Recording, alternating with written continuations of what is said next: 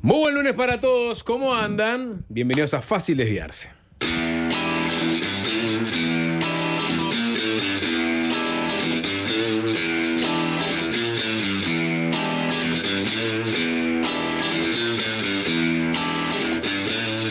Siempre fue un mimoso.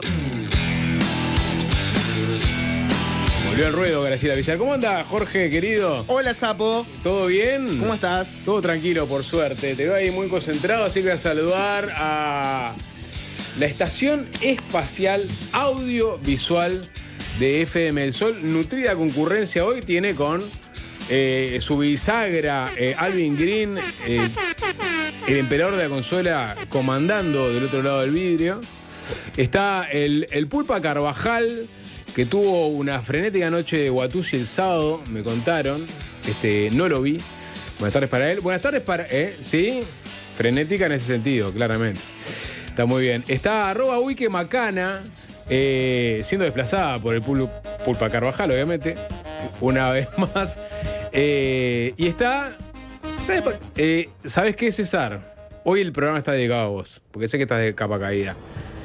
Solo sube a partir de ahora. @César Giacosa, su chairmaster estrella de esta transmisión espacial. Y está el Tanitus. ¿Cómo andas, Tanitus? Buenas tardes para todos.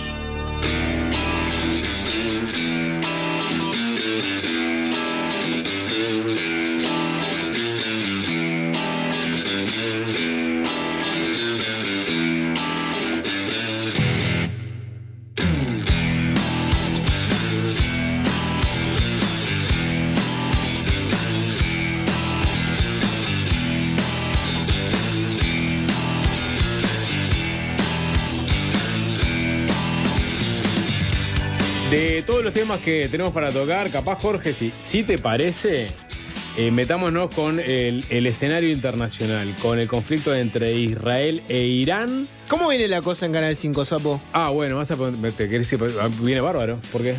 ¿Viene tranquilo Canal 5? Sí, tenías algo para darme. Una época en Canal 5, Sapo. Espero que no haya viste que cada tanto te agarre una sorpresa, Sí, Jorge, ¿no? Ojo con los que grabás, Tanito, porque viste que descontextualizada las cosas, capaz que... @Tanitus, por favor. Cortamos acá. No, lo que te iba a decir es, ¿te acordás que hubo una época que el 5 tenía sus bemoles? ¿En qué Pienso... Época Sonia Brescia. Estaba en el medio de una nota, ¡pum! Se le apagaba la luz. Medida sindical. ¿Te acordás de esa época?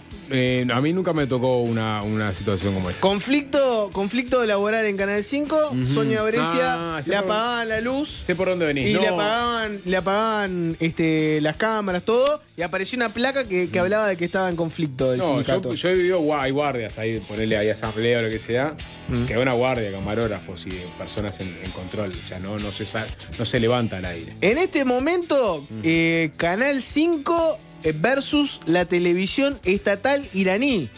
Hablando de cuál estado está cuidando más su televisión estatal. En el medio del conflicto de Medio Oriente, no sé si la gente ha visto este video, se hizo viral. Es un video de la conductora que ya fue identificada, Sahar Emami. Ese es el nombre, Sahar Emami. Es una conductora de la televisión estatal iraní que estaba haciendo un broadcast, estaba broadcasteando en el momento en que continúa la campaña de misilazos. ¿Estaba broadcasteando o estaba, ¿Qué?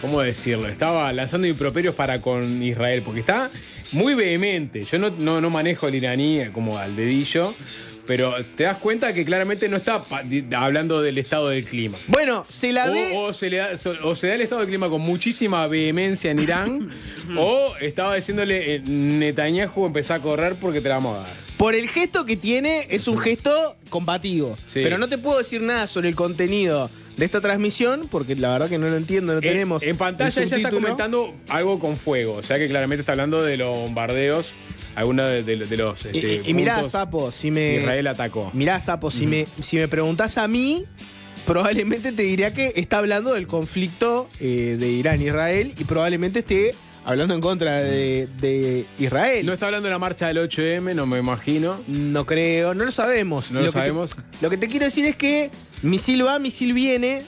En el caso de ambos estados han atacado civiles del otro lado en sus bombardeos. Y en este caso cayó un misil muy cerca de donde está la televisión nacional iraní y se dio este momento. Míralo para la gente que pueda, vayan a la transmisión de YouTube. Si no, seguramente se lo van a cruzar en redes sociales este momento. Cecita, ¿lo tenés por ahí? صدای متجاوز به خاک وطن، صدای متجاوز به صدای حق و حقیقت است. آنچه که ملاحظه کردید، صدایی که شنیدید، فضای غبارآلوده استادیوم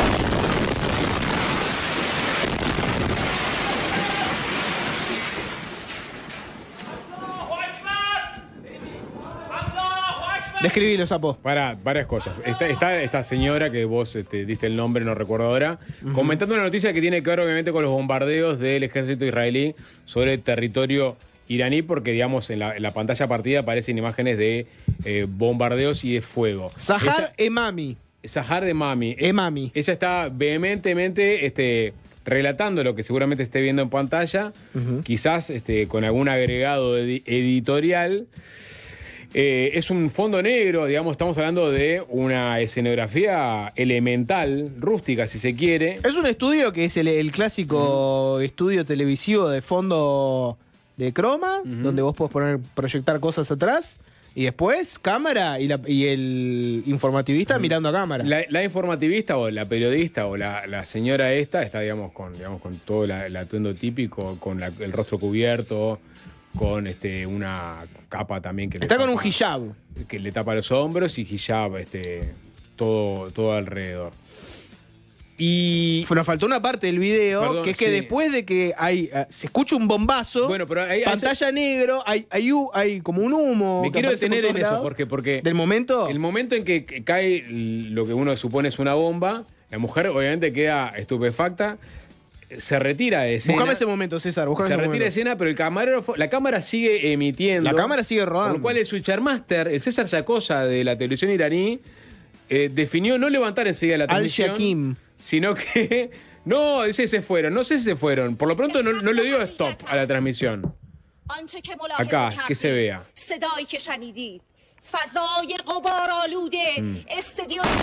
Tumba, ahí. El croma se funde a negro.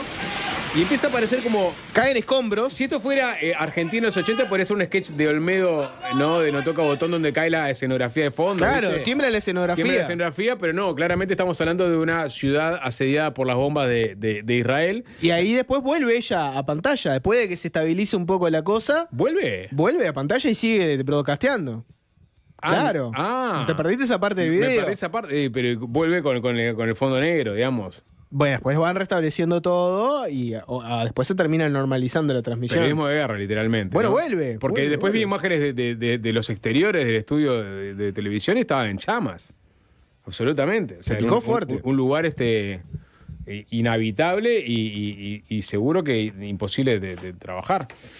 Esto es parte de la serie de bombas que ha dejado caer Israel sobre el territorio iraní en las últimas horas. Estamos hablando de bombas que cayeron en complejos de enriquecimiento de uranio, en complejos de refinación de gas, en sitios militares, en el Ministerio de Defensa de Irán, en lugares residenciales también. También hubo del lado iraní misiles que llegaron a impactar en Tel Aviv. Bueno, ahí estaba viendo porque... La famosa cúpula de hierro, que muchas veces lo hemos discutido, Sapo. La gente tiene la idea que es como una especie de protección total, absoluta. Es un sistema de misiles tierra-aire. Claro, que puede fallar. Que vienen, sí. Puede fallar, puede tener alguno que se filtre, y se filtraron algunos y ya han impactado. Estaba viendo justamente qué es lo que atacó Irán, ¿no? Obviamente los misiles de Irán tuvieron mucho menos efecto que los de Israel, pero alcanzaron algunas localidades de Israel. Obviamente en Tel Aviv cayeron bombas, en Bat Yam, en Haifa, en Tamra. Está Nicolás Olivera, el intendente de Paysandú. Está Carlos Alviso, el intendente de Salto, buscando a ver cuándo se va a habilitar la ruta aérea para que puedan volver al Uruguay. Había algunos periodistas uruguayos que estaban en rumbo a Israel en el momento en que Israel decide atacar Irán, tuvieron que desviarse hacia Madrid, nunca pudieron llegar a Israel y volvieron a nuestro país. Sobre la noche del viernes, viste que la fake news está a la orden del día, Jorge, ¿no? Sí, claro. Había mucha gente, sobre todo del mundo musulmán, compartiendo de que el complejo militar de Kiryat había sido atacado. Es decir, es como el Pentágono de Israel. Y lo cierto es que cayeron misiles cerca de este complejo en los apartamentos Da Vinci y en la Torre Marganit. O sea, están muy pegados a este complejo militar. No se sabe todavía si hubo algún tipo de daño puntualmente a Kiryat. Pero, es decir, Israel también sufrió los ataques de Teherán en menor medida que los de lo que sufrió Irán de Israel. Israel que dice que ya tiene el espacio aéreo por completo controlado, ¿no? Y puede entrar a sus anchas en el espacio iraní para hacer lo que quiera. Uh-huh. Se dice que en este momento Irán está pidiendo para sentarse a una mesa de diálogo para evitar una escalada mayor, porque entiende que, digamos, las desventajas son enormes. Al tiempo que también está avisando que seguramente se baje de alguna de las mesas de negociación vinculadas a la no proliferación de armas nucleares, de las mesas en donde estaba coordinando con la ONU para que eventualmente puedan entrar los inspectores a revisar cómo venía su plan de enriquecimiento de uranio y posterior creación de armas nucleares. Nada que ver, Sapo, pero acá tenés un ejemplo de un misilazo captado por una cámara de televisión en el medio de una transmisión. Tuviste otros. Hay un par de videos que yo no sé si los has visto, Sapo, pero que son absolutamente distópicos. Como por ejemplo, había una gente celebrando una boda en el Líbano.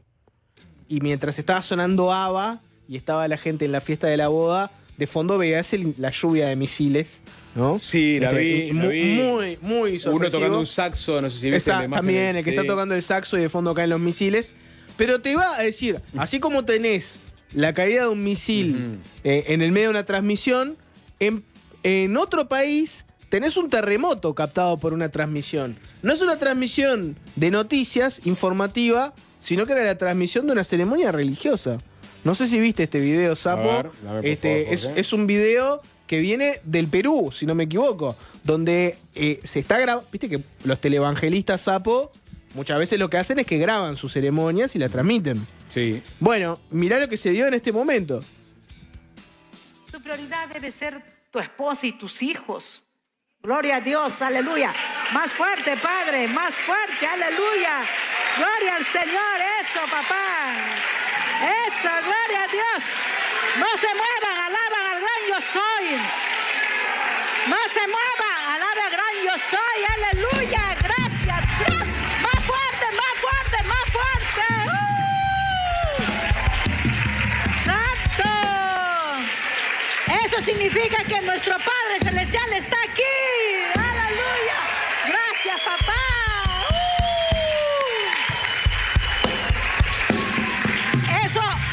Eso es un terremoto en algún lugar. Es un terremoto. No se asusten. Si usted está a cuenta con el Señor, debe gozarse más bien, decirle gracias, Padre.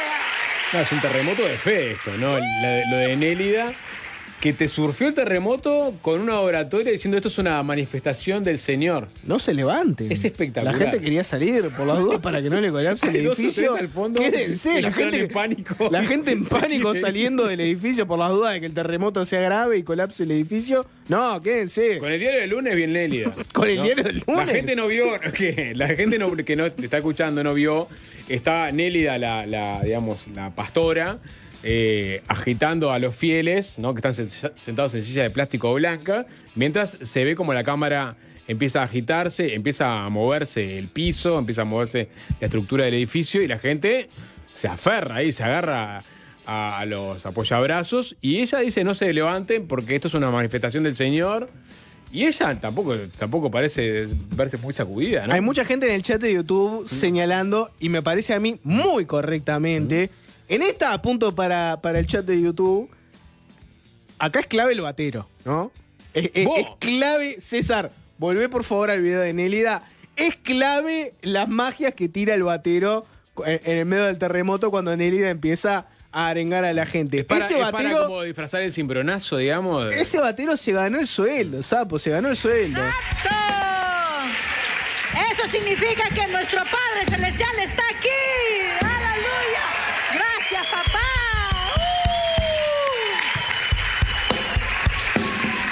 Eso Tiene un toque es como de Matt Sorum, terremoto, ¿no? De es un Guns N' terremoto Roses. en algún Mira, lugar. no, Es toque un terremoto. pesado. No se asusten. No se asusten. Si usted está a cuenta con el Señor, debe gozarse más bien, decirle gracias, Faltan los caramelos, Padre. Emilio, igual, ¿no? Tampoco agradecer un terremoto, ¿no? Uno por lo general, si cree que existe un Dios que controla todos los aspectos de nuestras vidas, etcétera, uno por lo general cuestiona y se pregunta cosas, ¿no? Por ejemplo, ¿por qué crear un planeta que tiene terremotos y mata gente, ¿no? O sea, hay un plan divino en el cual se determina mañana va a haber un temblor en Perú y van a morir 4 personas porque se les colapsa la casa arriba. Por lo general, uno tiende a preguntarse esas cosas. Es cierto que es contracíclico ir para el lado de decir, si viene un terremoto, agradecerle a Dios. Ella es el acabose, ¿verdad? Pero sí. bueno, Sapo, nada. ¿Qué pasó? Dos cosas que no tienen nada que ver, pero que son cosas que quedan capturadas en cámara. Ujú.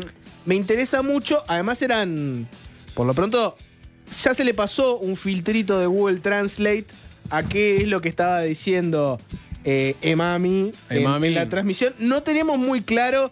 Sabemos que en un momento tira el invasor de nuestra patria. Bueno, sí, uno supone En otro que momento invoca la voz de la verdad. Ujú. Y no sabemos muchas más cosas de la que dice. Toda la esta verdad. Transmisión. Me interesa que te pongas en modo broadcaster. Pará, y no mira, hables de Jorge, algún temita. me gusta que fuiste esa vocación por el primero que te caracteriza, ¿no? De estructurar Claro. un arranque desde lo más lejano, arrimándonos lentamente a lo local. Arrancamos ¿no? en Medio Oriente, Perú y ahora Uruguay. Y venimos al barrio. Esto lo estoy sacando en este momento porque no sabía que existía una ley que explicaba este fenómeno de comercial. Es la ley de hoteling. ¿La ubicás, Jorge? ¿Cómo?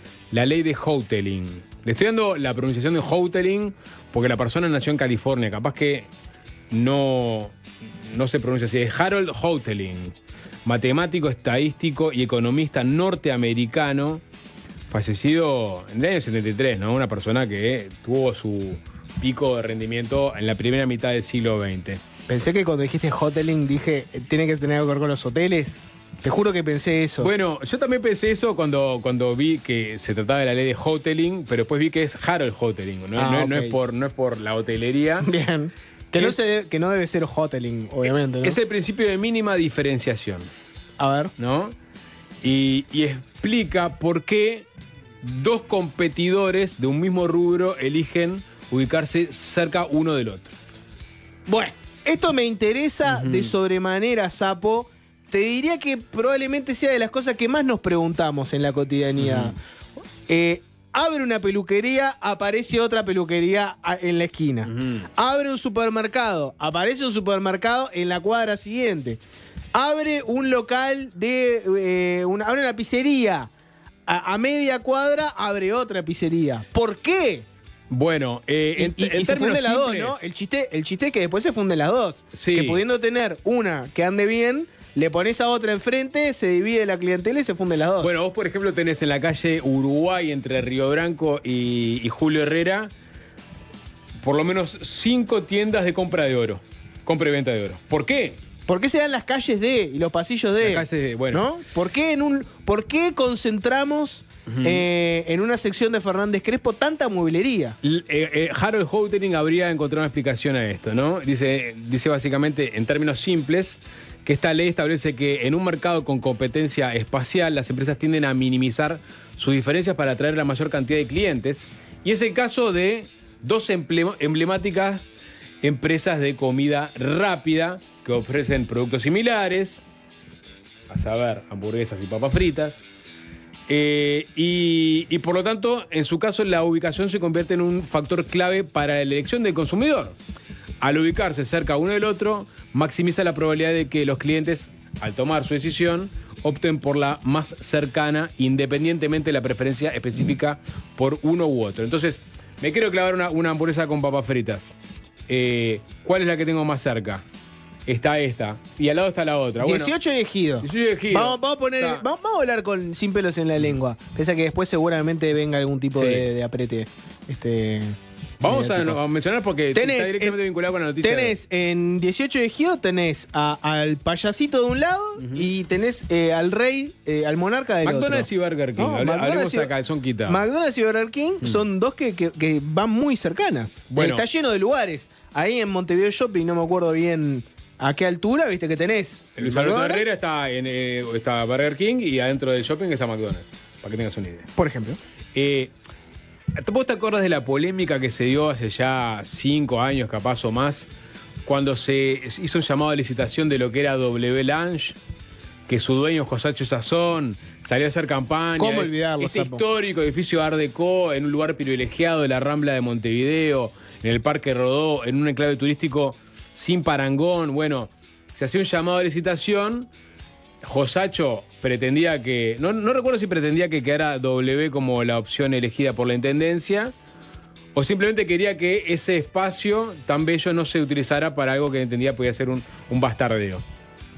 En aquel llamado apareció como uno de los ofertantes una estación de servicio, ¿no? Que quería instalarse ahí, y apareció McDonald's como segunda oferta.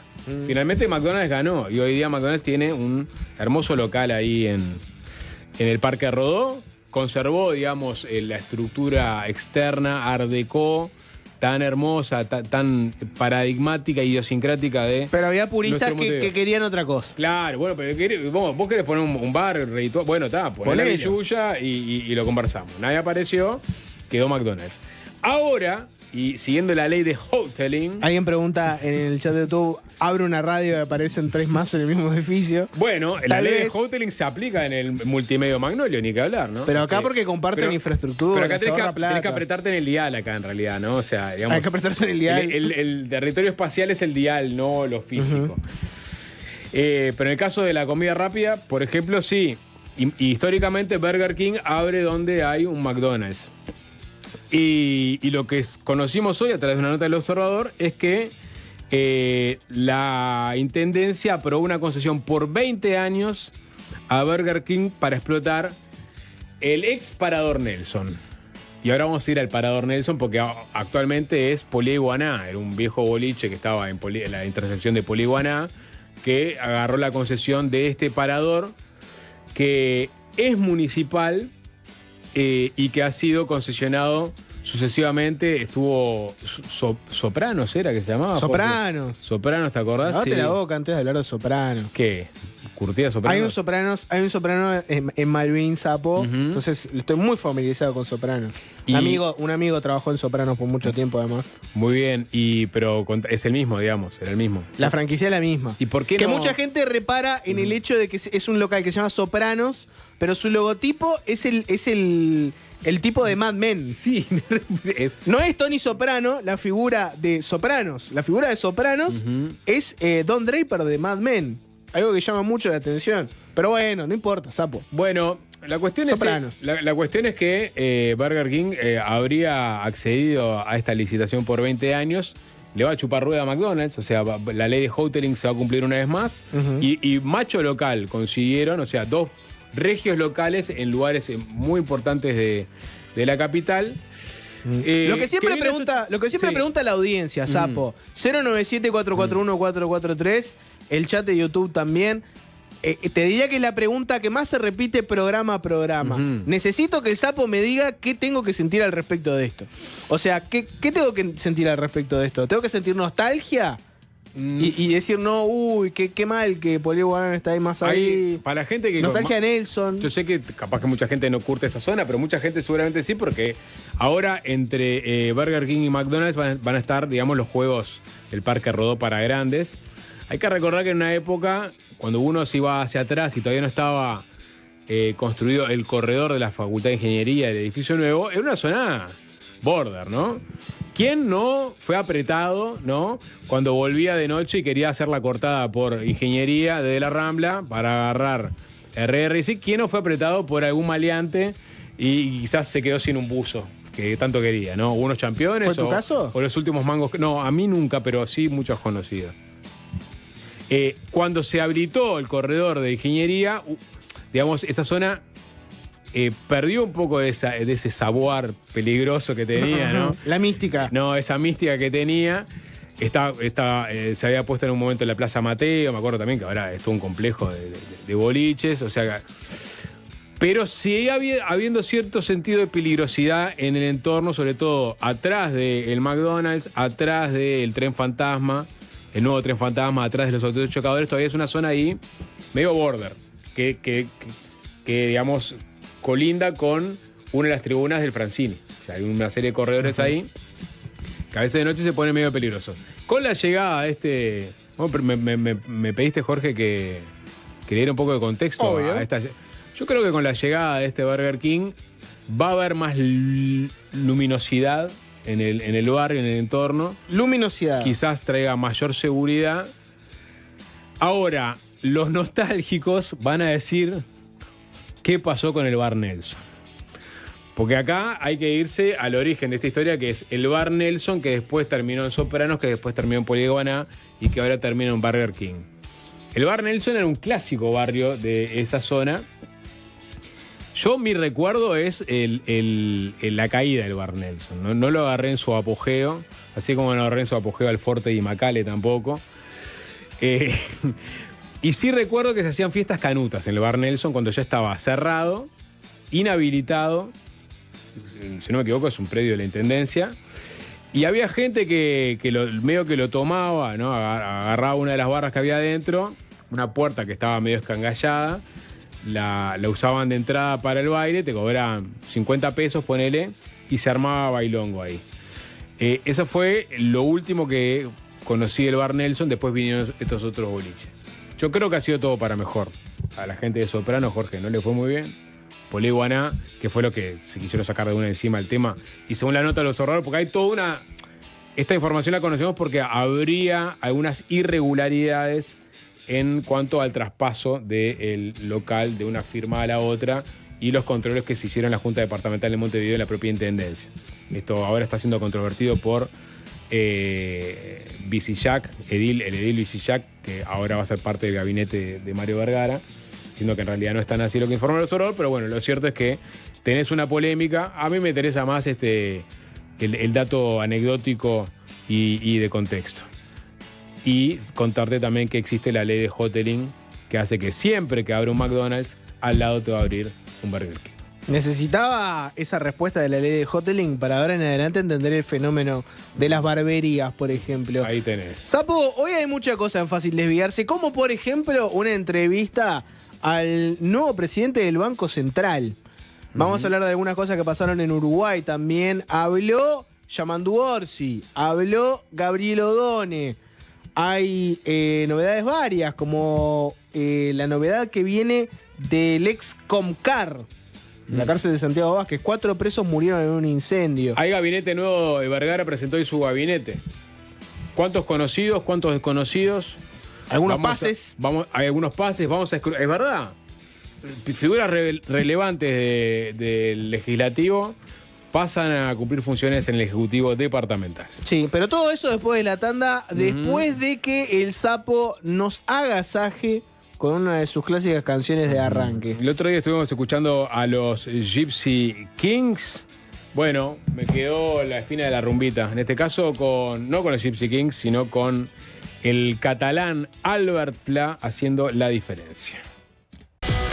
Una de las informaciones más relevantes de esta jornada es el incendio que se dio en el módulo 11 del Comcar, que tuvo como consecuencia la muerte de 4 presos.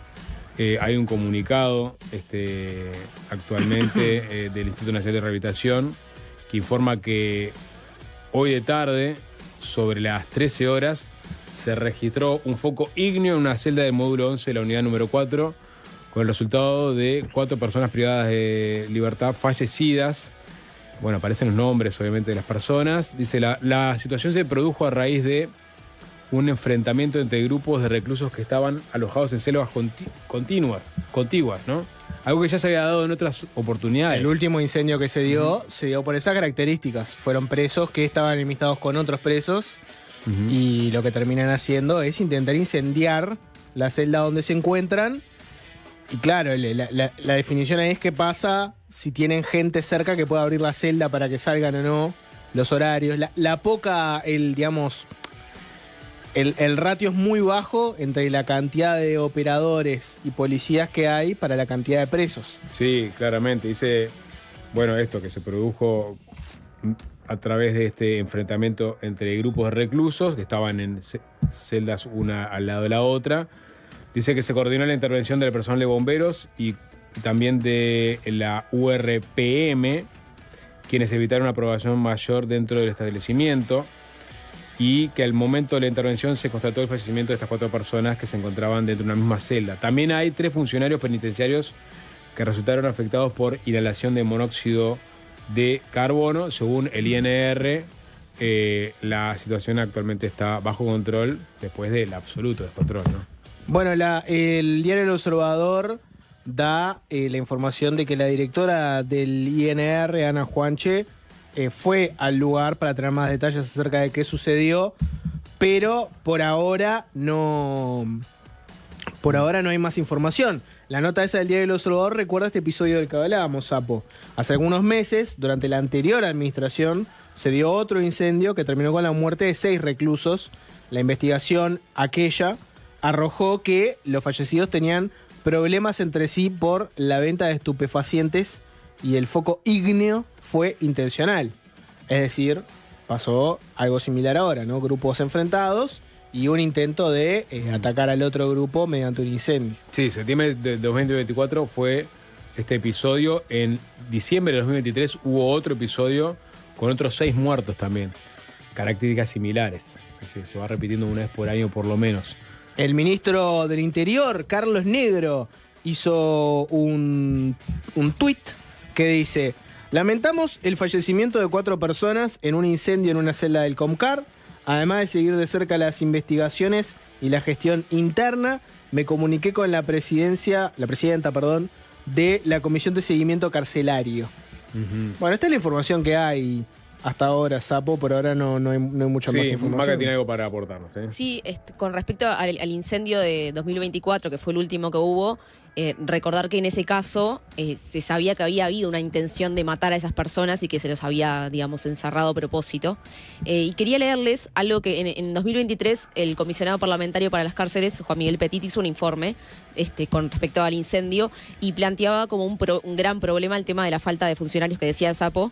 Decía, nos resulta impactante la falta de personal que existe en la unidad 4, en esta donde hubo el incendio ahora, cuyos guarismos no hacemos públicos por razones de seguridad y sentido común. O sea, no decía la cifra de funcionario porque era vergonzoso. Y lo que sí planteaba era que era necesario tomar medidas urgentes porque si no iba a haber nuevos, digamos, incendios. Por ejemplo, había sugerido instalar cámaras de biovigilancia para prevenir respuestas rápidas, establecer regímenes de patio para todos los sectores, lo mismo de siempre, teniendo en cuenta las reglas Mandela, pero sí planteaba tomar medidas rápido porque obviamente por las distancias entre los módulos y entre los sectores no daba el tiempo para que los funcionarios llegaran y los pudieran sacar. Incluso hay algunos que digamos, están como en un pasillo, ellos se quedan en un pasillo que es donde salen de las celdas, y ahí no están entrando los policías.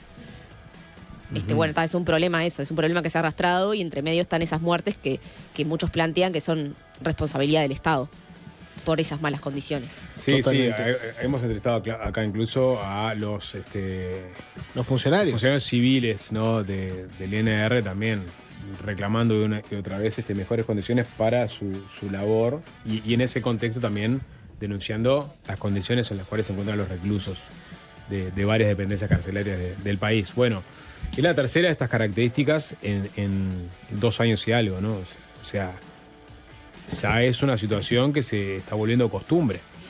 Esta forma de, digamos, resolver los conflictos internos, ¿no? Encerrarlos, no dejarlos salir y prender fuego el celdario. Una cosa espeluznante, absolutamente espeluznante. En menos, porque el otro había sido en diciembre de 2023, o sea, en menos de 2 años. Sí, claro. Sí, tuviste diciembre, septiembre y ahora junio. De vuelta a este episodio. Sí. Bueno, no hay más información por ahora de esta que comentábamos. Te llevo a otro tema, Sapo. Habló hoy el ministro de Economía y Finanzas, Gabriel Odone, dio una entrevista en Desayunos Informales. El Desayunos Informales sin Nico Batalla, ¿no? Con todo el resto del equipo, Leo Abercorn, Paul Escorza, Ana Matisic. No estaba Nico, pero tal vez porque no estaba Nico, se le sacó mucho jugo a Gabriel Odone en esta entrevista en Desayunos Informales. Hablemos de alguna de las cosas que mencionó Odone. Por ejemplo, Odone habló de la resolución del problema de la caja profesional. En este momento tenés una situación en la cual el Frente Amplio envió un proyecto. Ese proyecto tenía aportes del Estado, pero también tenía aportes de los propios profesionales. Es decir, se buscaba que parte de la solución para financiar la caja viniera de los propios profesionales, los que están activos y los jubilados. Sin embargo, los partidos de la coalición republicana, concretamente hemos escuchado a blancos y colorados hablar de este tema, se pararon en los pedales con la idea de que los profesionales no debían tener que hacer ningún aporte más. Por ejemplo, cuando vino Andrés Ojeda hace poco, hablamos bastante sobre este tema. Y en este momento la negociación parlamentaria viene por ese lado. ¿Qué punto intermedio se puede encontrar? Si es que se puede encontrar un punto intermedio. Esto le preguntaban a Gabriel Odone sobre el tema de la caja profesional. Y la respuesta es un poco larga, pero es muy interesante de analizarla en clave de saber cómo pueden negociar, si es que pueden negociar, para resolver este tema.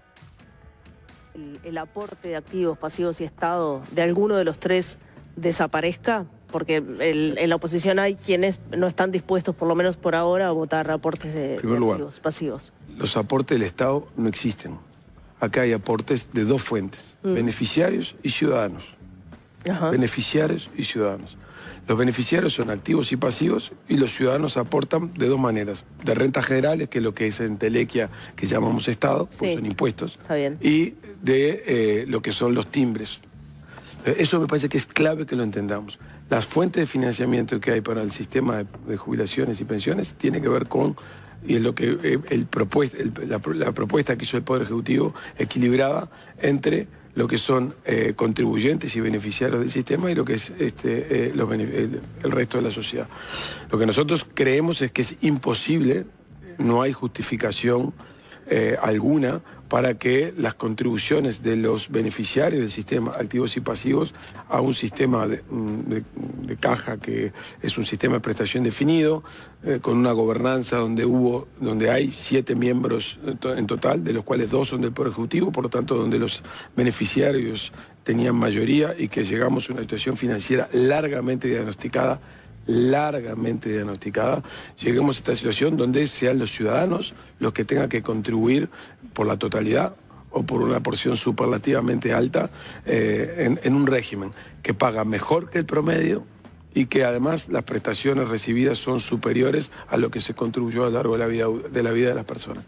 No hay ninguna justificación, yo soy uno de esos profesionales, no hay ninguna justificación para que un ciudadano que no tiene nada que ver con la vida profesional, que no pasó nunca por una universidad y que no ejerce su actividad, pague las jubilaciones de las personas que son profesionales. Un Odone, Sapo, con la voz un poco afectada, un poco cascada la voz de Odone, pero... Un Odone muy político. Totalmente, ¿no? Mirá, político, ideológico. Fíjate cómo arrancó la declaración. Pues, lo que le preguntaba Paul Escorza es, bueno, la dicotomía entre el aporte del Estado y el aporte de los profesionales.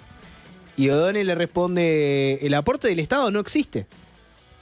El Estado es una entelequia donde están los ciudadanos aportando sus impuestos. Entonces hay aportes de los ciudadanos. Hay aportes de dos tipos de ciudadanos. Los ciudadanos que son profesionales y los que no. Y ahí enmarca la discusión desde ese lado, diciendo cuál sería el argumento, para calificar que es justo que una persona que no se jubila por la caja profesional, pero que paga impuestos, aporta al Estado, está pagando una jubilación que en promedio es mayor a la que le va a tocar a él, tenga que poner sus impuestos en este tema y que los propios involucrados no. Es muy interesante ese concepto de Odone, del Estado es una entelequia, que somos todos los ciudadanos con nuestros impuestos. Sí, a mí me interesó igual más, por eso decía el Odone más político, porque como decís vos, ¿no? Él encuadra la discusión para que la ciudadanía lo entienda y para que entienda en todo caso a lo que se están resistiendo algunos legisladores que dicen que no tienen que aportar más los jubilados y activos de la caja profesional. Se dice, no, son beneficiarios por un lado, los que se benefician de esa caja, y después está la ciudadanía, que eventualmente tendría que pagarle plata para que estos beneficiarios puedan cobrar. Y si vos encuadrás la discusión en eso, le estás dando a la población un formato por el cual discutir si está bien o mal que paguen justos por pecadores, ¿no? Es decir, paguen ciudadanos para que beneficiarios cobren sus jubilaciones. Y también deja del lado malo de la calle a quienes no están dispuestos a pedirle a los activos y pasivos profesionales que aporten más. Yo creo que Done intencionalmente lo plantea en esos términos para que políticamente sea contundente su respuesta, ¿no? Me dio esa impresión.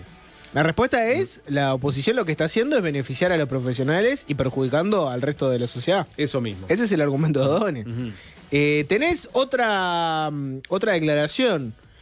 El otro día hicimos en el arranque un resumen de este ida y vuelta de Azucena Arbeleche y Gabriel O'Donnell. ¿Por qué? Por el estado de las cuentas públicas y concretamente por el déficit fiscal que deja la administración de la coalición y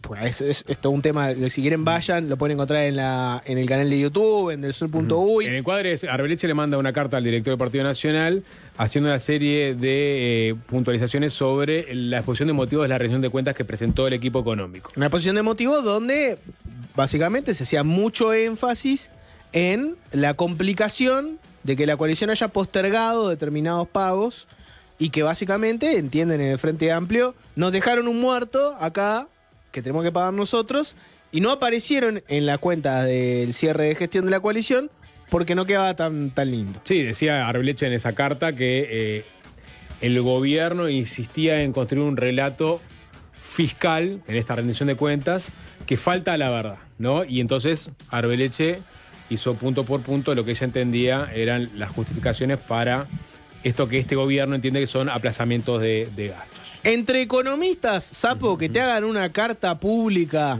donde dice que faltaste la verdad, es tremendo. Sí. Ahí sí se picó todo. Y habló Gabriel O'Donnell, le preguntaron por esta carta de Azucena Arbeleche y esto es lo que contestó el ministro de Economía y Finanzas en Desayunos Informales. Confieso que estoy un poco confundido. Estoy confundido porque la carta de la ex ministra afirma que el ministerio falta la verdad, lo cual confieso que me parece algo delicado y que complejo. Primero porque en el ministerio hay compañeros suyos de trabajo hasta hace bien poco. Y segundo porque siendo una ex ministra, una opinión de ese calibre es muy fuerte, y ella seguramente lo sabe bien, en relación a lo que le estamos diciendo a los demás, a los ciudadanos y a los acreedores. Las estadísticas oficiales no mienten y los números son los que son. En todo caso, las interpretaciones pueden ser distintas. Estoy confundido porque esa aseveración contrasta con lo que el miércoles, no hace un mes, o hace 2 meses, o hace 6 meses, todos los legisladores de la oposición, en particular los del Partido Nacional, subrayaron y destacaron la honestidad intelectual del ministro de Economía y lo atildado que había sido, lo cuidado que había sido la exposición de motivos. Los invito a ver las actas de esa comisión y me parece que es un episodio, digamos, por lo menos fugaz, y por lo tanto creo que lo que tenemos que hacer es mirar para adelante y dejarlo de lado, porque las conversaciones en este momento son con los legisladores de la oposición, son con ellos con quien tenemos que acordar, y por lo tanto creo que ese es el punto en el que yo me tengo que concentrar y no en consideraciones de otro tipo que creo desafortunadas. Bien, fuerte del medio. Interprétame esto, Sapo. Claramente. Traducímelo a un lenguaje político humano normal y no tanto al lenguaje de los académicos y los economistas. Acá tenés una rendición de cuentas donde en su exposición de motivos habla sobre el panorama fiscal con el que se encuentran estas autoridades nuevas, entrantes, y ahí señalan lo que ya hemos hablado durante los últimos meses, ¿no? Esas postergaciones de gastos, y también obligaciones asumidas por el gobierno anterior que se sumaban al déficit fiscal y lo hacían, según palabra de O'Donnell, el más grande de los últimos 35 años, ¿no? Inusualmente elevadas esas postergaciones si comparamos con periodos de transición hacia atrás, ¿no? Año 2019, año 2014, año 2009 y así sucesivamente. Lo que apareció como respuesta de Arbeleche fue, bueno, en realidad, explicando por qué en realidad no eran, digamos, postergaciones intencionales, sino que tenían fundamentos. Y después aparecieron miembros de la oposición diciendo, miren que en realidad el equipo económico no presentó las postergaciones de transiciones anteriores, por ejemplo, la transición de 2019 a 2020, o la de 2014 a 2015. Es decir, faltan datos todavía. El Ministerio de Economía todavía tiene que poner algunos datos arriba de la mesa. Nosotros hemos hecho algunos cálculos y esas postergaciones que el equipo de Economía dice que son de una magnitud que no se compara con los otros periodos, bueno, es relativo. ¿No fue de la misma magnitud 2019? Eso es lo que están pidiéndole al equipo económico en este momento. El equipo económico en este momento está con otros temas, está ya mirando hacia adelante el presupuesto. Seguramente no quiera enfrascarse en discusiones políticas sobre el asunto, pero tiene que votar un proyecto de rendición de cuentas en donde no cuenta con mayorías parlamentarias. Entonces, el vaivén político, Jorge, lo vas a tener desde la cúpula del Ejecutivo anterior, con Asunción Arbeleche, hasta el ring y ranga de los legisladores de la oposición, diciendo, no sé si tengo que ver si te voto el aumento del tope de endeudamiento, por ejemplo, por más que uno intuye que se va a terminar votando. Pero esa fragilidad política que se traduce en el Parlamento hace que tengas todos estos episodios, desde una carta de Arbeleche hasta la puesta en consideración sobre si se vota un proyecto que históricamente se ha votado, ¿no? Que es la rendición de cuentas. Como periodista, ¿qué te gusta más? ¿El ringirranga político parlamentario o te gusta más el intercambio de cartas, ¿no? Y la pluma aguda de los economistas? Bueno, recordarás el intercambio de cartas que tuvieron Astori y Mujica cuando asumía como ministro en el segundo gobierno de Vázquez. Pero no me lo pongas al mismo nivel porque ahí hubo intercambio de cartas. A eso voy. Claro, no era tweets, era intercambio de cartas entre dos figuras de peso del Frente Amplio. Pero fue interno, que siempre es mucho más jugoso. Está bien, pero después...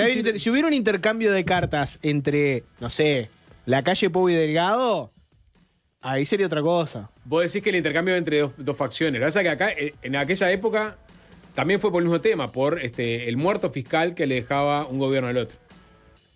¿Me explico? Lo único que esa ocasión era entre dos personas del mismo partido. Acá el peor igual de todo fue Tabaré Vázquez, que dijo que Jorge Valle le había dejado las cuentas más ordenadas que José Mujica, ¿no? ¿Cómo fue eso? ¿No te acordás esa frase? Claro. No. Creo que la dijo en una entrevista, si no me equivoco. O sea, fue mucho más duro que cualquier carta. Esa frase no te la sacas más, me parece. Pero sí, así que entonces te gusta que el político ejercite un poco la pluma. No, sí. Y yo lo que veo que en otro plano es que, y lo dijo el otro día en una entrevista con Gabriel Pereira, O'Donnell está más político que nunca, le está gustando mucho la política. Nací para esto. Lo dijo en una entrevista. Nunca desgranamos esa frase. No voy a emitir ni un comentario más porque vamos a guardarlo, porque el nací para esto es casi un arranque entero fácil. Porque lo estamos viendo a ese desdoblamiento de O'Donnell en un político que es una condición absolutamente necesaria si querés ser ministro de Economía. O te replegás, como Susana Arbeleche lo hizo, digamos, en el periodo pasado, y simplemente salía cuando había que hablar sobre temas macro muy puntuales, o en un escenario de rispidez y rigidez parlamentaria, el ministro de Economía, y tengo entendido que está pasando, está siendo muy activo en las conversaciones con legisladores de la oposición. Para hablar sobre cajas profesionales, sobre el presupuesto, sobre el tema de las medidas de frontera también, que eran reclamos de actores del Partido Nacional en el gobierno pasado. No está guardado en la oficina diciendo, a ver qué hace Orsi. Y aparte ahora lo tenés retóricamente también mostrándose como una persona que entiende cuál es el juego de la política, es darle a la población en un lenguaje llano, lo cual es la dicotomía en este caso vinculada a la caja de profesionales. Beneficiarios versus ciudadanos comunes y corrientes. Usted, ciudadano común y corriente, quiere poner plata para que estos beneficiarios VIP cobren sus suntuosas jubilaciones. No.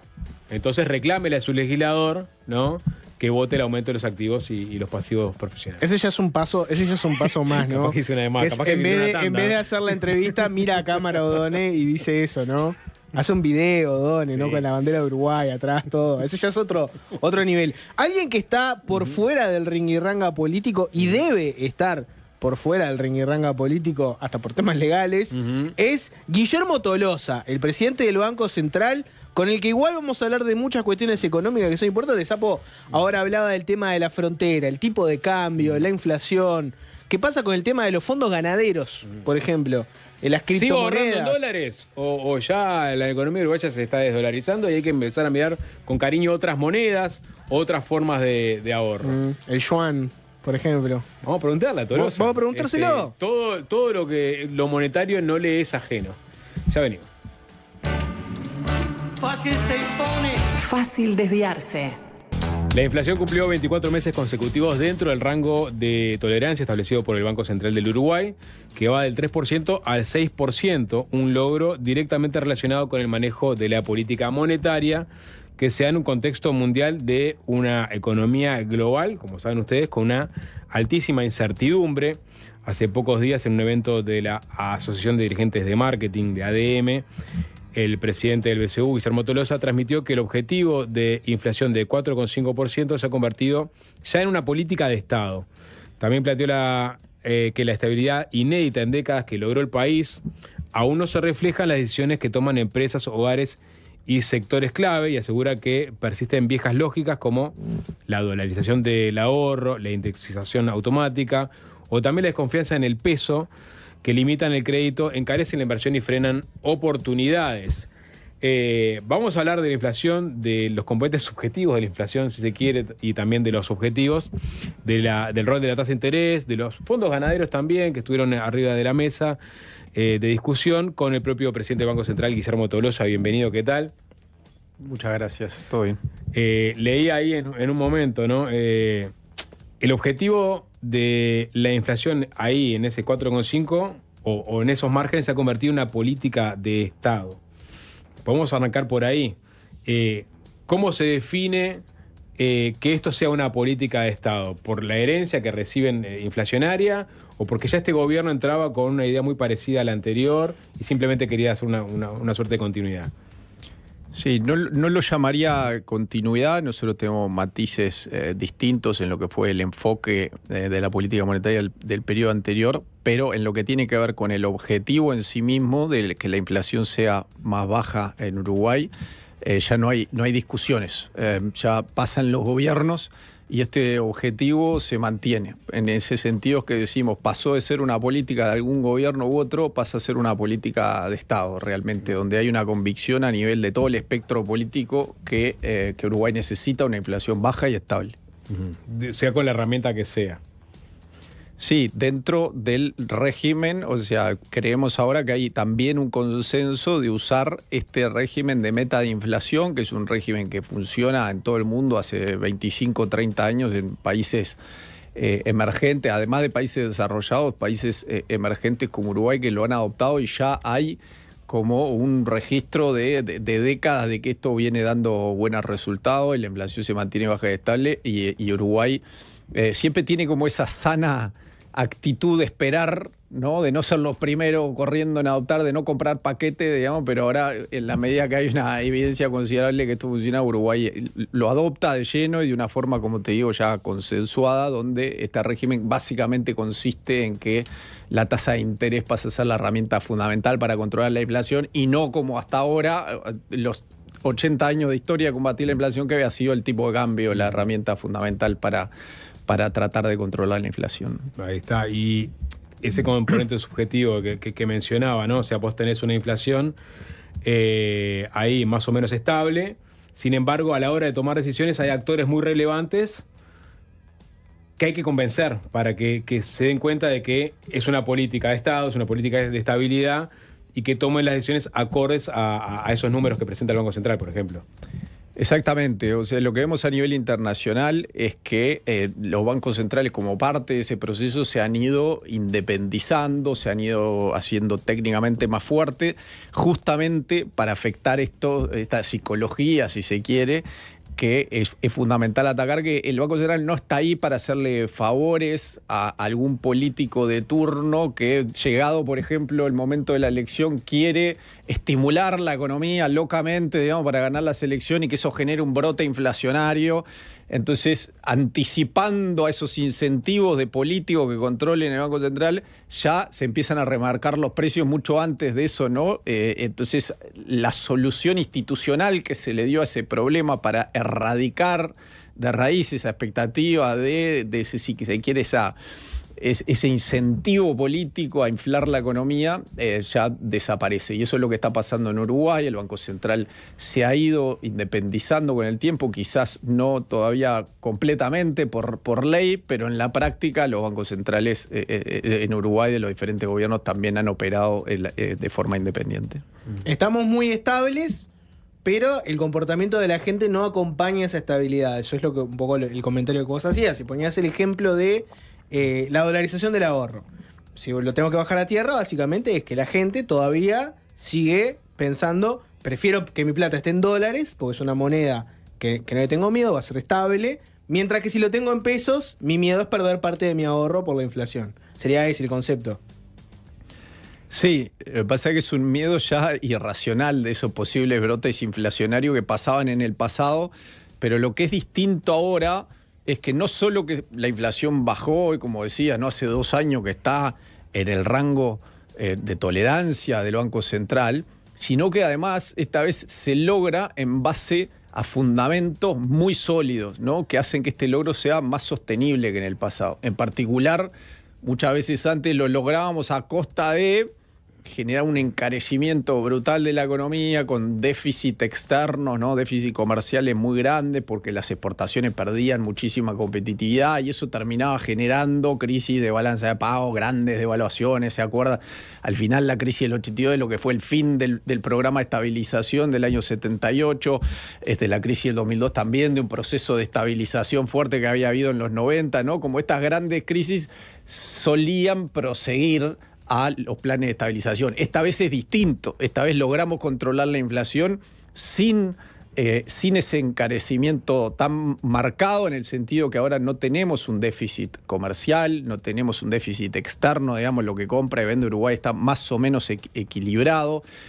Tenemos reservas como nunca antes en la historia del Uruguay, que son las segundas más altas de América Latina. Tenemos bancos increíblemente bien capitalizados, mucho más que lo que exige el Banco Central, digamos. Entonces las bases que antes eran lo que eran endebles y nos terminaban generando esta crisis, las bases esta vez son muy sólidas. Entonces ese miedo de, cuando venga la devaluación, cuando venga la inflación, ¿no?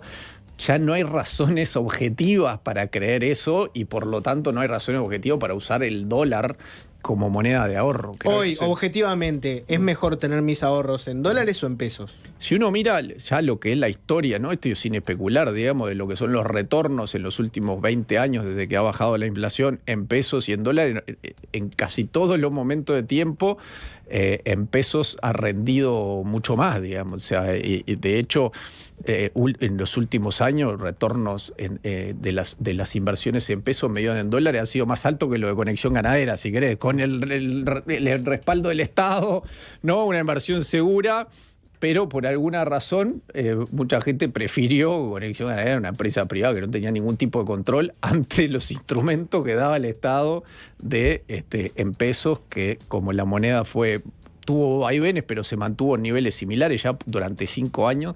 Esos retornos que uno ve medidos en pesos, ahora las letras de regulación monetaria 9,5, ¿no? Los títulos del Estado 10. Esos retornos terminan siendo en dólares, porque la moneda no es que tenga una tendencia de depreciación como tuvo antes. Entonces, ahí falta, porque mucha gente tiene esos dólares, yo qué sé, $10.000, $20.000, y le presentás un paquete mucho más accesible desde el punto de vista de la comprensión que hablarle de títulos o letras. ¿No falta ahí una comunicación más asertiva por parte de las autoridades del Banco Central, por ejemplo, para que la gente que está buscando, oportunidades de invertir sus ahorros vayan a estos lugares que terminológicamente parecen muy áridos? Sí, creo que es una tarea de todos. Estoy acá para esto, estoy tratando de explicarlo yo. El Banco Central tiene un rol. también es un rol de los asesores de inversión, es un rol de los bancos y es un rol de todos informarnos más que las inversiones en pesos, sobre todo, para esto, además, sobre todo, dado que nosotros la moneda que gastamos mayoritariamente es en pesos, entonces ahorrar en pesos tiene mucho más sentido porque tiene menos riesgos de cuando Trump hace algo y cambia el tipo de cambio significativamente. Cuando uno está ahorrando en pesos no le afecta tanto el poder adquisitivo. Si está ahorrando en dólares, sí las decisiones de Trump terminan generándole un impacto fuerte en lo que es su poder adquisitivo local. Bueno, lo que decís es, fíjate a quién lo ves más imprevisible, a Trump o a Orsi. Exactamente. Bueno, hay de eso, porque la gente suele asignar lo que son los movimientos del tipo de cambio en Uruguay con acciones del Banco Central o decisiones de Orsi. Cuando uno mira lo que es la evolución de las monedas a nivel internacional, el peso uruguayo se mueve de forma bastante sincronizada con el resto de la moneda del mundo, lo cual implica que los movimientos de tipo de cambio al final reflejan más cosas que pasan en Estados Unidos que pasan en Uruguay, ¿no? Entonces lo que vos decís está muy bien rumbeado, digamos, a veces depende más, y en este contexto de incertidumbre de política de Estados Unidos, en general la tónica, el talante del mercado internacional hacia el dólar es de tratar de escapar del dólar hacia el resto de las monedas del mundo, y lo que hemos visto durante todo el año es una tendencia a la apreciación del resto de las monedas y depreciación del dólar. Vos hablaste, está bien, generacionalmente capaz que los más grandes todavía encuentran en las... Pues esto es una política de Estado y hay que tomarlo de esta forma, ¿no? Pero fuiste a la crisis de 2002, ¿no? Donde fue una promesa de campaña no devaluar, ¿no? Y finalmente esa promesa de campaña no se pudo cumplir y Uruguay en un momento dado tuvo que devaluar. Ese mundo, ¿no? Ese mundo donde la política inflacionaria se mezclaba con la política liseyana, ¿se acabó? Ese mundo se acabó porque la sociedad aprendió primero esos compromisos con un nivel de tipo de cambio, tarde o temprano, no se pueden sostener, ¿no? Y eso lo aprendimos desde el punto de vista de la política pública, no solo en Uruguay, en todo el mundo. Ya hay muy poquitos países que quedan con un compromiso explícito sobre un valor de la moneda, porque es muy difícil un banco central luchando contra todo un mercado que de repente puede tener la expectativa de una depreciación y el mercado pasa por arriba al Banco Central, tarde o temprano, por más que se prometa en campaña, lo pasa por arriba. Entonces ya no existe más casi a nivel mundial ese tipo de compromiso. Eso lo hace al régimen actual, donde se cumplió esta meta sin intervenir un día durante estos 2 años donde la inflación estuvo hablando, las hace mucho más sostenibles. Por si fuera poco, además, tenés el tema que las reservas del Banco Central, por las dudas, son múltiples veces las que eran en aquel momento de 2000-2001, ¿no?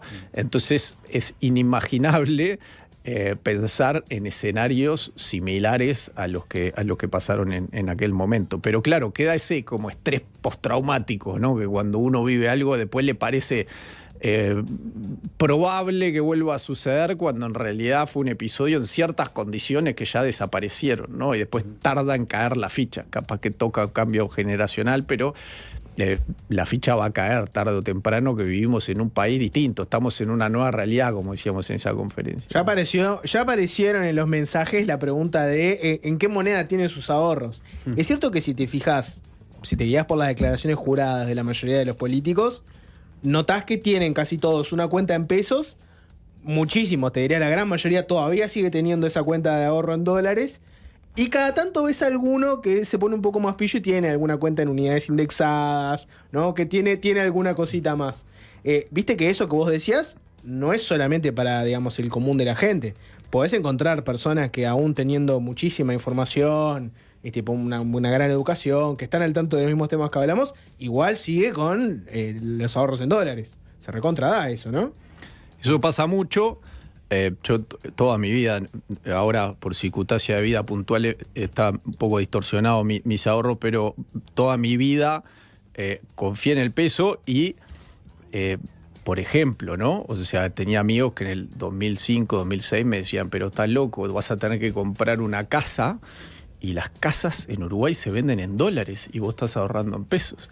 Bueno, resultó ser que 10 años después, cuando compré mi casa, el valor, si yo hubiese ahorrado en dólares, el valor de las casas se multiplicó por 3 entre el 2005 y el 2014, y los que habían ahorrado en dólares perdieron el 60-70% del valor, del poder adquisitivo en términos de esa casa. Y yo que había ahorrado en UI y en pesos, mantuve perfectamente, porque obviamente el costo subyacente a la construcción de una casa es un costo que se mueve con el peso uruguayo, son sueldos que están en Uruguay, digamos, no en Estados Unidos. Por lo tanto, al ahorrar en UI estaba perfectamente calzado y no perdí nada de poder adquisitivo para poder comprar mi casa. Esa fue la decisión correcta en ese momento y sigue siendo la decisión correcta hoy, ¿no? ¿Y qué alternativas al dólar están emergiendo con fuerza entre los uruguayos? Más allá de los títulos o letras. ¿Cómo se ve, cómo están viendo ese mercado? Bueno, nosotros lo que vemos es que hay como una tendencia al conservadurismo en general. Esto del dólar es una de los ejemplos, digamos, pero hay como una prevalencia del depósito bancario, ¿no? O de el ladrillo de la casa en la playa como la primera herramienta de ahorro de los uruguayos. Y de a poco, esto de Conexión Ganadera viene a mostrarnos que el uruguayo tiene un apetito por expandir un poco lo que es el horizonte de opciones de riesgo o retorno.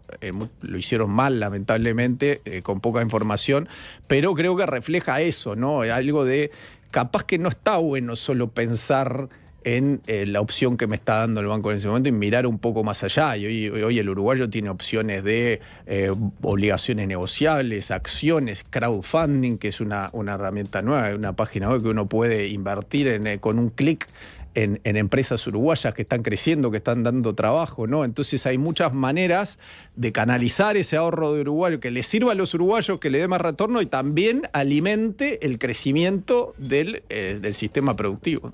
Ahora me reí porque miré a Maca porque hoy hablamos, ella decía, ¿por qué no hay dentro de la cartera de inversiones no existe la posibilidad de invertir en un pool de empresas uruguayas para beneficio mutuo, ¿no? Y eso está presente.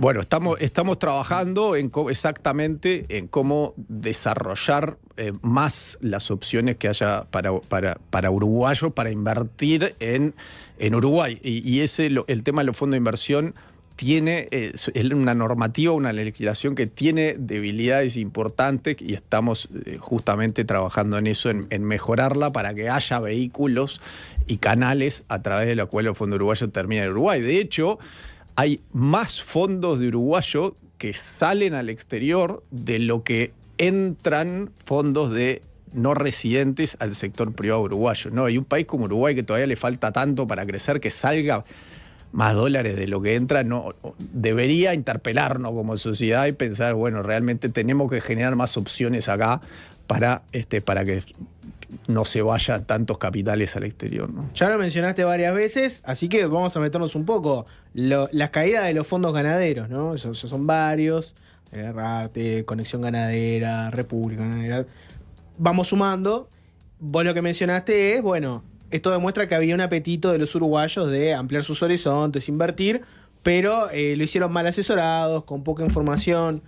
Hay mucha cosa para hablar de temas fondos ganaderos, ¿no? Por ejemplo, un proyecto del que podemos hablar. Pero te voy un paso atrás. ¿Cómo viste el rol del Banco Central en este tema? Porque hay una discusión ahí donde tenés alguna gente que lo que te plantea es el Banco Central estuvo omiso, porque la verdad que era un negocio que claramente tenía un fin que tenía que ver con la especulación, las inversiones. No era tanto un negocio ganadero, sino que era un negocio de inversiones. Y de alguna forma esa omisión te podría abrir la puerta a plantear, bueno, si hubo alguna responsabilidad del Estado o no. Después tenés otras personas que lo que te dicen es, no, bueno, el Banco Central varias veces hizo público en comunicados que no estaba supervisando las cosas que se hacían en estos fondos, por lo cual se entiende que la gente que invirtió lo hizo sabiendo que, bueno, esto era algo que estaba por fuera del control del Banco Central. Y si le erraron y perdieron su plata y todo, bueno, lo lamento mucho, pero el Estado acá no tiene ninguna responsabilidad. Contame un poco cómo evaluás vos el rol del Banco Central en los fondos ganaderos. Yo creo que la legislación es muy clara, es muy nítido lo que dice la Carta Orgánica del Banco Central. Si lees el artículo 37, dice, el Banco Central tiene la obligación de supervisar y regular, y hay una enumeración taxativa de cuáles son el tipo de instituciones que supervisa el Banco Central. Por ejemplo, bancos, ¿no? Por ejemplo, instituciones financieras en general, y ninguna empresa que tenga que no tenga colocaciones financieras, sino que invierta en el sector real de la economía, no figura en esa enumeración taxativa. Las únicas empresas que sí figuran son aquellas que son emisores de valores, como Conaprole, cuando hace una emisión de una obligación negociable con ahorro, ahí pasa a ser parte de lo que es el perímetro de supervisión y regulación del Banco Central. Estos mal denominados fondos, porque no eran fondos de inversión, no estaban ni en una ni en la otra, no eran parte de esa enumeración de entidades financieras y no eran emisores de valores. Entonces no quedaban comprendidos dentro de lo que es el perímetro del Banco Central. Creo que eso no puede haber dos opiniones. El Banco Central tiene otra función, además de este mandato del artículo 37, que es fiscalizar el cumplimiento de las normas del sistema financiero. Y al final lo relevante acá, la única norma que el Banco Central tenía para agarrarse es una que dice: solo los bancos pueden tomar depósitos bancarios. No puedes abrirte como tu propio kiosco y empezar a tomar depósito. Lo que hacían algunas de estas empresas era tomar algo parecido a lo que era un depósito bancario, que tomo tu plata y te prometo una rentabilidad fija. Entonces, en esos casos sí se actuó y se le dijo: usted no puede hacer eso de forma pública. Entre privados puede pasar lo que quiera, si es caso de confianza, ¿no? Que se conozcan, perfecto, no, el Estado no tiene por qué intervenir, pero cuando hay un llamamiento público desde la perspectiva de la protección a Doña María, ¿no? Al pequeño ahorrista, el Banco Central no lo permite que haya como este llamado a un depósito, y eso fue las instrucciones que dio fueron: dejen de hacer propaganda, dejen de hacer oferta pública de estos contratos. Y de ahora para adelante, porque ahí nos podemos meter en el proyecto, ¿no? ¿Cuál es el rol que debería tener el Banco Central con respecto a esto? ¿Hay que cambiarlo a partir de esto que pasó? ¿Hay que rever esta política que rigió hasta ahora? Sí. Nosotros proponemos, y de hecho fui al Parlamento el jueves con un borrador de propuesta que, bueno, debe ser todavía evaluada por el MEF, mandada por el Ministerio de Economía al Parlamento, y ellos tienen que procesarlo, pero nuestra visión es que la situación actual no debe continuar.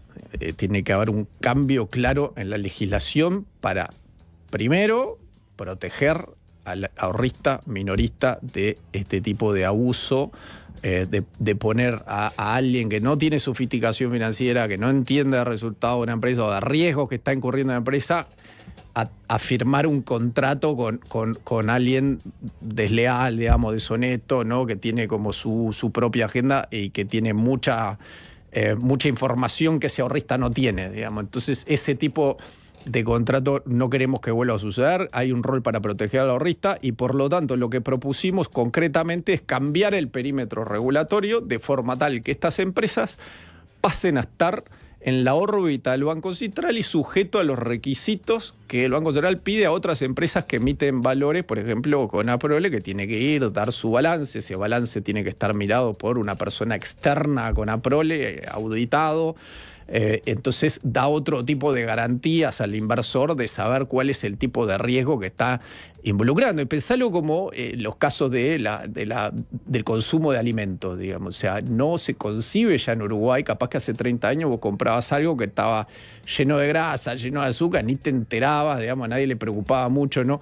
Ahora es inconcebible que uno compre algo sin saber exactamente qué es lo que está consumiendo, ¿no? Una evaluación de si tiene mucha azúcar, tiene mucha grasa, contámelo, ¿no? Poneme toda la descripción. Acá es lo mismo, cuando uno toma una decisión financiera merece saber a qué tipo de riesgos está expuesto, cuáles son los indicadores fundamentales de esa empresa, está muy endeudada, no está muy endeudada, qué riesgo de bancarrota tiene, cuál es el riesgo de su negocio. Todo eso tiene que estar transparentemente reflejado en la información que recibe el inversor al tomar una decisión. ¿Esa información estaría disponible, por ejemplo, en una página del Banco Central?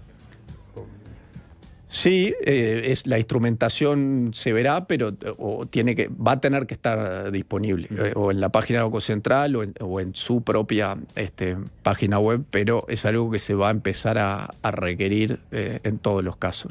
De forma accesible, pues eso es lo otro también. Uno entra a una página y capaz que se encuentra con números y términos que son El incomprensibles. PDF de 1000 páginas. Claro, ese está, al final, esto me conviene o no me conviene. Sí, bueno, tampoco puedes sacar conclusiones propias del Banco Central, ¿no? Si te conviene o no invertir en este lugar o en este otro. Exacto. Y acá es donde viene un delicado equilibrio entre lo que tiene que exigir el Banco Central y que lo que la empresa puede dar a diferentes niveles, ¿no? A diferentes tamaños de la empresa. Lo que se le puede pedir a una empresa de tamaño grande, como Conaprole, ¿no? Es, señores, usted tiene que tener una calificación de riesgo, por ejemplo, que haga bien claro y resuma en un solo indicador cuál es el riesgo involucrado para el ahorrista, ¿no? Es B, es A, es C, eso es un tipo de requerimiento. Pero claro, es caro generar una calificación de riesgo. Y a un empresario que recién empieza un emprendimiento, que quiere tener financiamiento, pero no tiene recursos todavía para el auditor, para el calificador de riesgo, ¿no? Para contadores sofisticados, ahí se le tiene que pedir poca cosa. Y ahí es donde viene el rol del asesor financiero, que tiene que existir siempre. O sea, en un mercado de valores siempre existe el intermediario, el corredor, que es el que sabe de mirar los números, o la plataforma de crowdfunding, que es la que acepta a la empresa en la plataforma o no, que mira los balances y dice, señora, esta empresa está muy endeudada, cualquier mínima caída de venta ya no va a poder pagar la deuda, es muy riesgosa. Pero ese rol siempre es importante, que haya un especialista asesorando a la gente a la hora de la toma de las decisiones, ¿no? ¿Dónde podés poner un límite ahí? Porque te lo planteo así. Es verdad que los fondos ganaderos son algo muy típico uruguayo, están hace muchos años, ¿no? En el caso de Conexión Ganadera tenía 2 décadas funcionando, pero hay cosas nuevas, como por ejemplo los activos digitales, ¿no? ¿Qué responsabilidad puede tener el Banco Central, o cuál debería tener? Por ejemplo, a la hora de que la gente diga, bueno, voy a invertir plata en tal criptomoneda, en tal activo digital, en ese tipo de cosas, ¿deberían comportarse de la misma forma? ¿Debería haber un control en el cual te digan, mirá, bueno, si vos pones tu plata en esta moneda cripto, puede pasar esto o puede pasar lo otro? La empresa en la que estás invirtiendo, que tiene esta moneda digital o activo o lo que sea, está en estas condiciones económicas, se puede fundir, le puede ir bien, tiene patrimonio como para bancar las cosas que les pasen. ¿Dirías que en el caso de los activos digitales hay que hacer lo mismo que los fondos ganaderos, o no están así? Ese es un tema que todavía es parte de lo que estamos estudiando, si hay margen para hacer cambiar algún tipo de regulación en lo que es el mundo de las criptomonedas. O sea que todavía no tenemos las decisiones como para contestarte específicamente en ese tipo de inversión, ¿no? Pero en general la filosofía que subyace al cambio normativo que estamos ahora proponiendo es: si usted está, independientemente del giro en que trabajo, está prometiendo, garantizando al uruguayo, usted va a tener un retorno de 8, 10, 12%, eso, por más que sea para invertir en vacas o apartamentos o sellos como el señor Ponzi, que lo que hacía era prometía inversión de sello, eso va a tener que dar alguna información para, de alguna manera, sustentar lo que es la promesa que usted le está haciendo a ese ahorrista. No va más de prometer ahorros sin dar ningún tipo de difusión y ser transparente con respecto a lo que usted está haciendo con su empresa, ¿no? Y ahí te pongo otra también, ¿no? Porque viste que se da también una situación interesante a nivel transnacional. Ya sé, Uruguay, todos sabemos que hay muchas empresas que se han instalado últimamente, que son empresas dedicadas al trading, por ejemplo. Y claro, ellos lo que te dicen es, mirá, mi oficina está en Tailandia, está en Londres, donde sea. Yo tengo una oficina acá circunstancialmente y opero y hay gente trabajando acá, pero en realidad, mira, que me regula es otro que está en otro país. Acá, por ejemplo, el Banco Central, ¿qué regulación le pone a estas empresas de trading que vienen, se instalan acá y operan? Pero que la mayoría de, digamos, su actividad económica tiene que ver con gente en el extranjero. Sí, bueno, depende de caso a caso, ¿no? O sea, si una empresa tiene una pata en Uruguay, necesariamente tiene que estar registrada y regulada por el Banco Central de Uruguay, independientemente de dónde esté su actividad. De hecho, la mayoría de los corredores de bolsa en Uruguay terminan ofreciéndote productos que no están en Uruguay, ¿no? El grueso son acciones en el exterior, y aún así están en la órbita del Banco Central.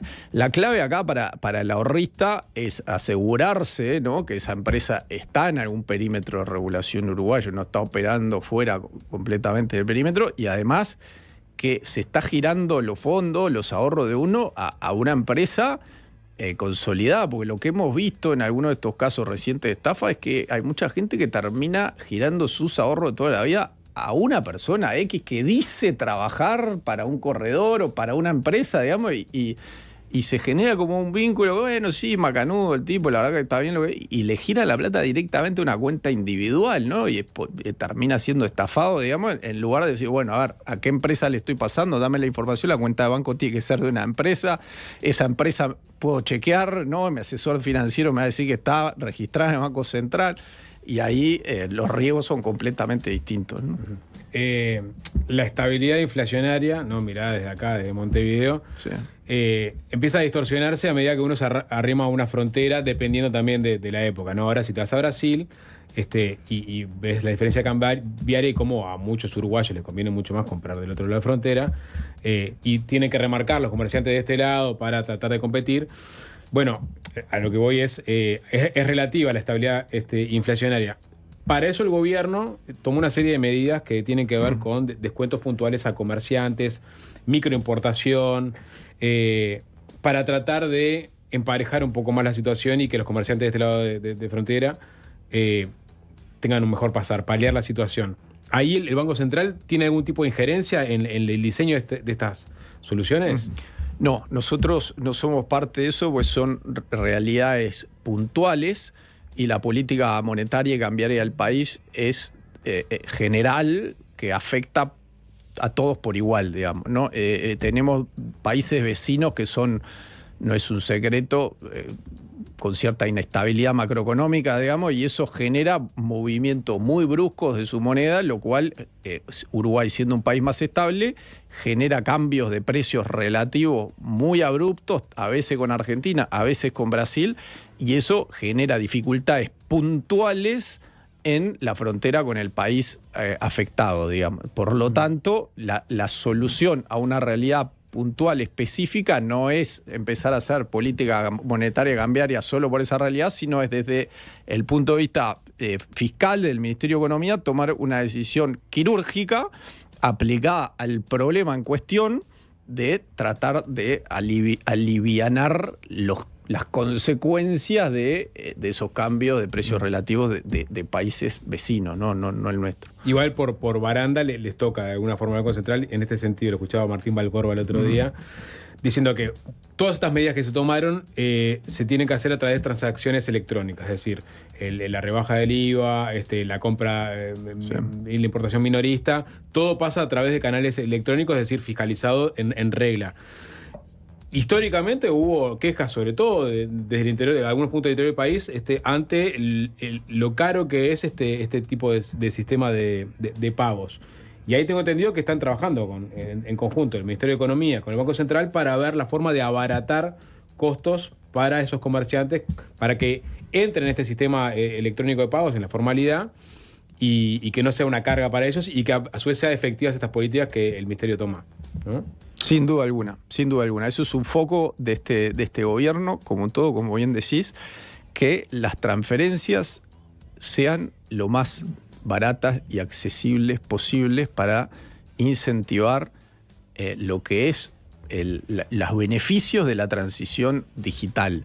No, acá yo creo que hay un problema serio en Uruguay, en el sentido que cuando empezó la transición digital y empezó a ser posible usar teléfono para hacer pago, veíamos cómo en África, países como Kenia, esto generó una masiva inclusión digital. Hay gente que ha estado toda la vida fuera completamente del sistema bancario, en pequeñas villas, que empezó a usar el teléfono para poder pagar, para poder cobrar, y eso los empoderó para luego pedir un crédito, crecer, ¿no?, su pequeño negocio, digamos, y realmente transformó la transición digital en muchos de estos países. En Uruguay, insólitamente, ha funcionado al revés. O sea, la transición digital mejoró mucho tu condición, la mía, que nos ahorramos las colas de los bancos, y nuestra vida es más fácil y eficiente, pagamos la cuenta mejor, pero la persona sin sofisticación, vulnerable, ¿no?, que siempre tiene como un resquemor hacia el sistema bancario y que trata de abrir una cuenta, ¿no?, y se le cobran comisiones por esto, comisiones por lo otro, transferencias que salen plata, queda afuera del sistema de pago digital, y al quedar afuera, ahora eso discrimina en los negocios porque todo el mundo estamos en este mundo digital y no queremos ir al banco a sacar la plata, ya nos da pereza para pagarle a este señor que quedó afuera, digamos, que justo es la empresa más chiquita, menos sofisticada.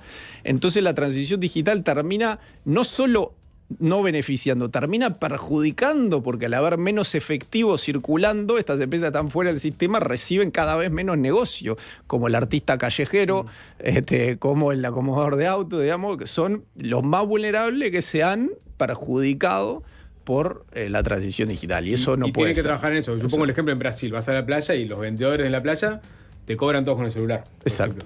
¿Cómo haces vos para darle acceso a justamente esa población más vulnerable, medios electrónicos para que se incorporen al sistema? Eso está pasando en Brasil, está pasando en México, está pasando más en Argentina también, y Uruguay se ha quedado atrás. Uruguay se ha quedado atrás, y esa es la realidad, y tenemos que todos pensar qué es lo que pasó y qué es lo que hay que hacer. En particular, Uruguay, a diferencia de Brasil, tomó la decisión que fuera el sector privado el que tome la iniciativa y liderazgo de estos pagos fáciles, ¿no?, al tipo que te vende en la playa, digamos, y se creó todo este sistema toque QR, digamos, que hoy lo que estamos viendo que es un sistema que no se está usando, no se está promocionando, no se está alentando. Entonces el Banco Central trabajó años de generar la infraestructura para que el sector privado pueda desarrollar este mecanismo, y no ha dado los resultados esperados, ¿no? Todavía hay tiempo, esperemos que empiece a funcionar mucho mejor para ver ese tipo de resultados que vos estás comentando también pase en Uruguay. Y si no, tenemos que pensar en otras opciones, como que el Banco Central mismo sea el que se haga cargo de este tipo de plataformas digitales para poder hacer los pagos entre uruguayos, ¿no? Una plataforma popular, digamos, diseñada por el Banco Central, para ponerlo a grosso modo. Por ejemplo, sí. Ahí está. Hace un rato, cuando te comentaba que había gente que preguntaba, bueno, ¿en qué moneda tiene los ahorros? Vos comentabas que históricamente en pesos, en unidades indexadas, etcétera. Dijiste, pero por un tema de mi vida, se me distorsionó un poco la planificación. Es porque estuviste trabajando en el FMI por mucho tiempo, ¿no? ¿Cuánto tiempo fue esa carrera en el FMI?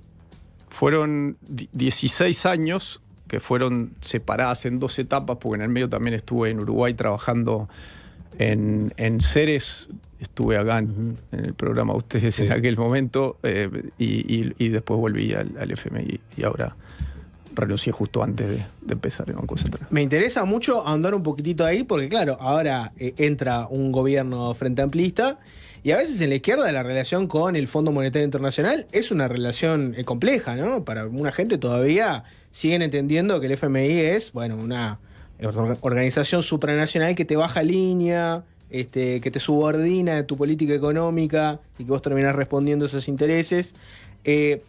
Contame cómo es hoy para vos la relación de Uruguay y el Fondo Monetario Internacional, pero también contame cuál te parece que debería ser, y si se debería hacer algún cambio en la relación, cómo se podría mejorar. Ahondemos un poquitito en ese tema. Sí, en Uruguay ha quedado instalada la idea de lo que era el Fondo Monetario, sobre todo en la época de la crisis uruguaya, ¿no? En aquellos momentos que tuvimos un programa que era el año 2002-2003. Después, el Fondo Monetario se ha ido transformando desde aquel momento, incluso aprendiendo las lecciones de varios errores en programa que hizo en aquel momento. Y hoy la administración Trump, si se quiere, lo considera como una institución de izquierda, casi. Una cueva de zurdos. Casi, claro, una cueva de zurdos, casi woke, que hay que cerrar, digamos. Para, ¿no?, Trump, el FMI son zurdos. Zurdo, fuerte. Stiglitz tuvo mucha culpa en eso, con el malestar en la globalización y todo. Sin duda hubo mucho ruido de algunas de las, si se quiere, sugerencias que daba el fondo, o algunas medidas que imponían en alguno de sus programas, y eso hizo que la institución se transforme de una forma importante. Yo muy orgullosamente me considero parte de ese cambio institucional, lo que fue si se quiere, una actitud mucho más de escuchar a los países en los programas que íbamos, ¿no? De adaptar las soluciones a lo que era la realidad local y no traer como recetas preestablecidas en base a cierta ideología como pasaba en los 90, que por suerte yo no era parte ahí. Entonces sí hay un movimiento del fondo con lo cual naturalmente el gobierno orosista se siente más cómodo ahora en lo que es en la relación con el Fondo Monetario. De hecho, ha habido discusiones en el Parlamento donde la bancada del Frente Amplio termina defendiendo alguna recomendación del reporte del Fondo por Uruguay y la coalición republicana está en desacuerdo y la opone, digamos, ¿no? Entonces se ha movido la situación ideológica. Creo que ahora la relación es buena. O sea, ellos tienen un reporte anual, son recomendaciones que nosotros somos libres de tomar en cuenta o no, algunas son interesantes, otras menos, pero como cualquier otro, también tenemos otros consultores y referentes a nivel local que hacen sugerencias y los que estamos a cargo de las políticas también escuchamos o no escuchamos, digamos, es un actor más dentro de varios, ¿no? Que están en el negocio de opinar de la política. Tiene un poquito de peso más porque es un actor que además de opinar te puede llegar a prestar plata, ¿no? Que no es lo que pasa si hablas con un consultor, ¿no? Hay alguien que dijo una consultoría internacional, lo escuchás la sugerencia, pero en el fondo los otros te van a prestar plata. Sí, bueno, tenemos hoy 21% del PBI de reservas y yo considero muy, muy improbable, a no ser que haya un cambio realmente dramático, ¿no? En el escenario internacional que Uruguay necesite del Fondo Monetario. No está en el horizonte. No está en el horizonte. Y te hago otra porque es interesante lo que planteabas, ¿no? De que bueno, a veces la caricatura ideológica que uno se haría no siempre se cumple. Y si yo te pregunto una sugerencia que haya hecho el FMI, que les parezca atendible, que digan, mira, acá hay una sugerencia interesante que podríamos aplicar. ¿Cuál se te podría venir a la cabeza? Bueno, de hecho, parte de lo que hicimos en cuanto a hacer la actualización del régimen monetario en Uruguay desde que asumimos, ¿no? Ahora en marzo, por ejemplo, es abandonar esta idea del rango meta, ¿no? Si uno mira a nivel internacional, los países de régimen de meta de inflación no tienen un rango meta, o sea, se comprometen con un nivel de inflación, o sea, no da lo mismo si la inflación es 4 o 5,9, no es lo mismo para los uruguayos, ¿no? Entonces, hace años que el Fondo Monetario viene expresando esta opinión, que esto no se ajusta a estándares internacionales, digamos, y alentando a Uruguay a que tome un valor, una meta puntual, numérica, y es algo que es atendible, digamos, y es en el camino que estamos yendo, ¿no? La última de mi parte. ¿Cómo ven los últimos movimientos del gobierno argentino vinculados con la plaza financiera? Porque uno entiende que ellos, con las últimas medidas que anunciaron, lo que buscan es que los argentinos que tienen su plata en el exterior la vuelvan a traer a su país. Uh-huh. Y bueno, y uno sabe que Uruguay muchas veces es destino de esa plata en distintas cosas, ya sea inversiones, negocios, y a veces tienen una cuenta acá. Y ¿puede cambiar en algo la situación de Uruguay estas medidas o no van a mover la aguja? No creo que muevan la aguja significativamente. Ya hemos pasado por varios episodios de esto donde hay un llamado, ¿no? al retorno y al blanqueo de capitales que retornen a Argentina, y en Uruguay los efectos han sido generalmente muy, muy moderados o mínimos. De hecho, el sistema bancario local ya no toma muy poco depósito de argentinos, ¿no? Generalmente los ahorros de argentinos que llegan a Uruguay son intermediados luego a otras plazas financieras. Entonces, el riesgo para el sistema bancario uruguayo de potenciales movimientos en depósito de Argentina ya es minúsculo. Guillermo, la última de mi parte también. Un mensaje que llegó, dice: los brasileños con el PIX nos sacan 10 kilómetros de distancia. Está hablando del sistema de pago creado por el Banco Central de Brasil para pagos instantáneos, ¿no? ¿Esa es un poco la idea que están manejando o no? Está todo sobre la mesa, ¿no? O sea, no es demasiado temprano en nuestro mandato como para tomar resoluciones contundentes al respecto. Queremos dar la oportunidad a este régimen que tenemos, que se invirtió tanto por parte de todos los actores, que funcione y que prenda, ¿no? Y que haya como más esfuerzo en desarrollarlo, pero estamos mirando de cerca lo que son las experiencias de otros países, y el PIX es un éxito rotundo por donde lo mire. ¿Lo tenés visto, estudiado? Lo tenemos estudiado. El PIX de hecho ya se puede usar en Uruguay para turistas brasileros, por ejemplo, y es algo que venimos monitoreando. Y de nuevo, o sea, un gobierno que tiene un tinte, si se quiere, o de una historia además de mucha preocupación por la inclusión financiera, por el vulnerable, este tipo de herramientas que mejoran la situación de los más vulnerables es algo que sin duda seguimos muy de cerca, ¿no? Bien, Guillermo Tolosa, presidente del Banco Central, muchas gracias. Muchas gracias a ustedes. Es fácil desviarse.